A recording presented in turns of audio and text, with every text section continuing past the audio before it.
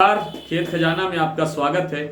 आज दिसंबर की 20 तारीख है और दिन है मंगलवार। दिसंबर जाने को है, लेकिन देश में कॉटन की जो आवक है उसमें कोई सुधार नहीं हो रहा है और 1 लाख गांठ के स्तर पर देश भर की तमाम मंडियों से आवक हो रही है। सरसों बाजार में अब तेजी की गुंजाइश जो थोड़ी बहुत कहीं बची थी, शायद अब वो भी समाप्त हो गई है। सरसों में अब तेजी नहीं है। मैं पिछले 25 दिन से निरंतर ये बात कह रहा हूँ कि सरसों में अब तेजी नहीं है। अब तेजी की जगह अब गिरावट आने की संभावना बन सकती है और यह बाजार कुछ इसी स्तर पर या इसी दायरे में घूमता हुआ दिखाई दे सकता है। ग्वार बाजार में तेजी बनेगी, लेकिन थोड़ा इंतजार हो। आज विस्तार से चर्चा करें इससे पहले आपसे विनम्र निवेदन कि आप इस चैनल को सब्सक्राइब कर लीजिए और सब्सक्राइब करने के साथ साथ बेल आइकॉन को जरूर प्रेस कीजिए ताकि वीडियो अपलोड होते ही सबसे पहले आप तक पहुंचे। और दूसरा, जो आप हमारे डेली बुलेटिन के लिए जो सदस्यता के लिए आपका जो बहुत ज़्यादा समर्थन आ रहा है, उसके लिए हृदय से आभारी है पूरी टीम। और आप हर समय हमारी टीम को हमारे व्हाट्सएप नंबर के माध्यम से संपर्क कर सकते हैं। इसकी सदस्यता आप भी ले सकते हैं, जुड़ सकते हैं। तो बात करते हैं शुरुआत सरसों से। सरसों बाजार में कोई परिवर्तन नहीं हो रहा है। पिछले 2-3 दिन से बाजार बिल्कुल स्टेबल बना हुआ है। जहां बाजार शनिवार को खड़ा था, सोमवार को था, वहीं मंगलवार को है। इसमें ना कोई 20-30 रुपए की घटपट अगर किसी मंडी में हो भी रही है तो उससे कोई बड़ा फर्क नहीं होने वाला है। और अब आवकों में भी थोड़ा सा परिवर्तन हो रहा है। थोड़ा सा आवकें बढ़ी हैं, हालांकि 2 दिन से एक जैसी आवकें हैं और लगभग 3.25 लाख के आसपास बोरी जो है सरसों की आवक हो रही है। क्योंकि अब सभी को पता है कि अब सरसों के अंदर तेजी की संभावना नहीं है और बाजार यहां से कभी भी ज्यादा डाउन भी जा सकता है या इसी दायरे में, सीमित दायरे में रह सकता है। ये जो थोड़ा हल्का फुल्का जो परिवर्तन आता है, वो सरसों तेल की जो डिमांड है उसमें जो परिवर्तन होता है, उसके कारण ही ये परिवर्तन आ रहा है। सरसों तेल में बड़ा सुधार नहीं होगा, बड़ी तेजी नहीं आ सकती, क्योंकि जो पाम तेल की उपलब्धता है या पाम तेल का जो भाव है वो बहुत सस्ता है इसके मुकाबले। इसलिए उसी की ज्यादा डिमांड बनी हुई है, मांग बनी हुई है।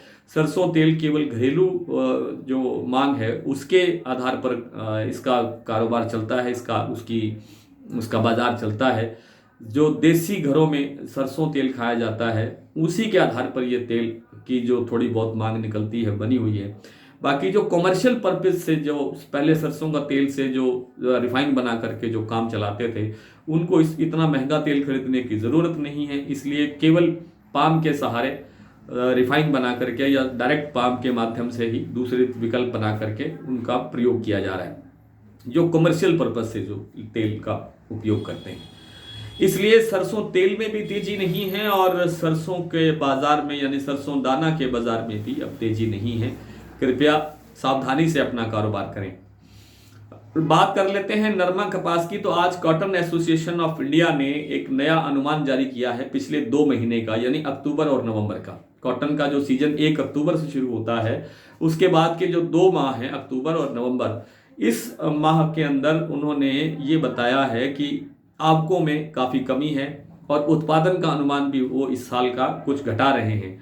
पहले 342 लाख गांठों का उत्पादन होने का अनुमान था, जो अब घट करके 339 लाख गांठ तक दिखाई दे रहा है। ये कॉटन एसोसिएशन ऑफ इंडिया का कहना है। हालांकि जो हमारा कहना है वो ये है कि अभी उत्पादन में और कमी आने की संभावना बनेगी, क्योंकि 15 जनवरी तक का समय हमें देखना है। 15 जनवरी तक की आवकें कैसी रहती हैं।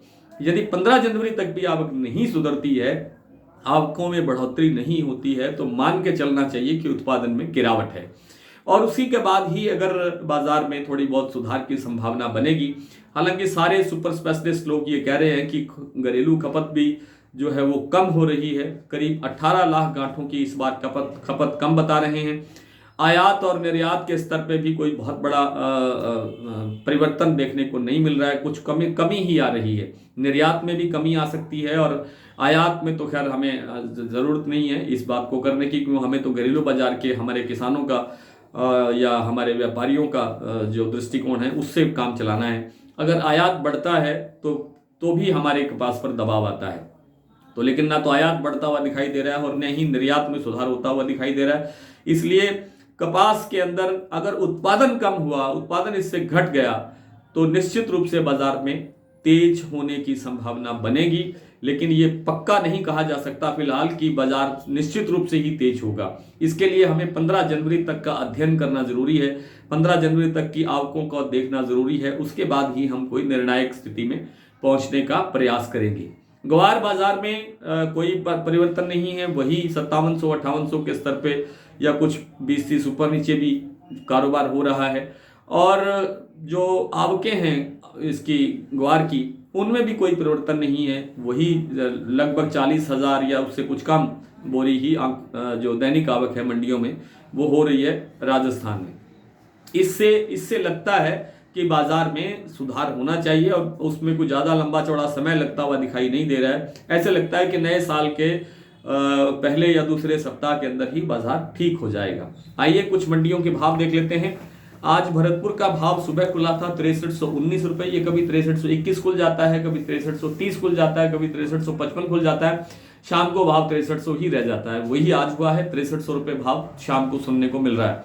जयपुर वही 6650 रुपए पर है, सलोनी फिर 7200 रुपए पर है, खैरथल 6350, धौलपुर 6500, अलवर 6500, सुमेरपुर 6385, नागौर 6400, नटबई 6319, जोधपुर 6385, मेड़ता 6200, बीकानेर 5700, दिल्ली 6550, चरखी दादरी 6450, निवई मंडी 6325, टोंक 6305, गंगापुर 6350, हिसार 6100, खेरली मंडी 6340।